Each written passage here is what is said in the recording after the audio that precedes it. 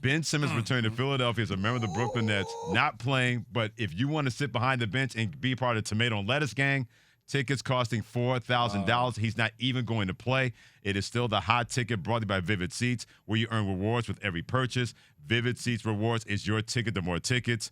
Vivid Seats. Life happens live. Let's bring it on, man. Anthony Gargano does a great job, part of 97.5, the Fanatic in the great city of Philadelphia. Anthony, I'm going to ask a dumb question, but of course, I know what the answer is going to be.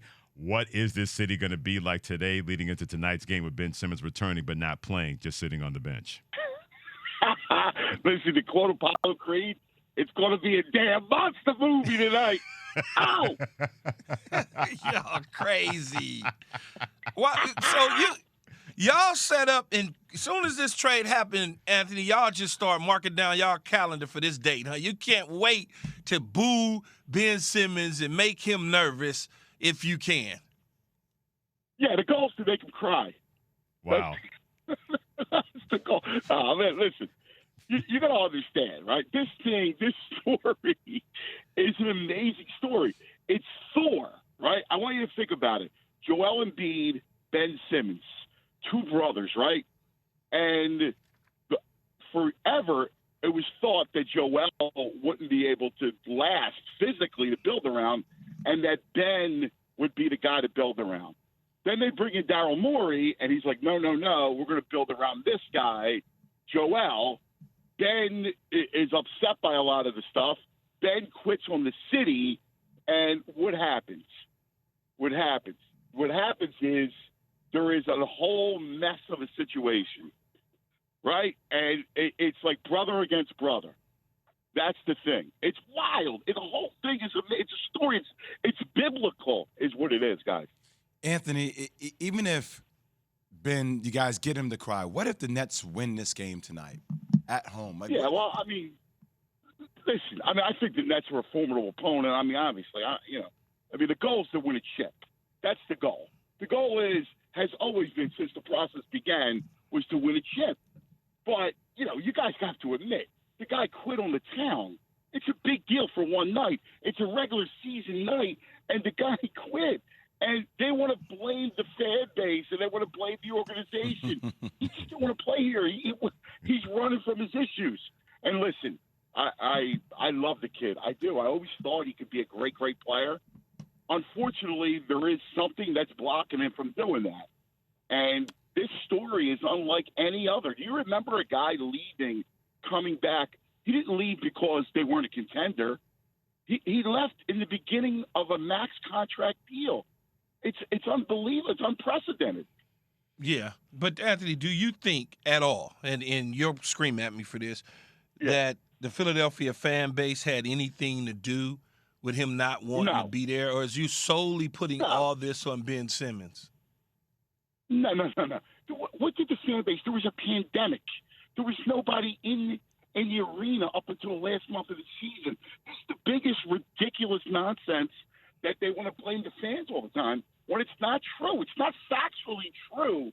The fans, I would bear witness to them willing him early in his career to shoot the ball. They did not run him out of town.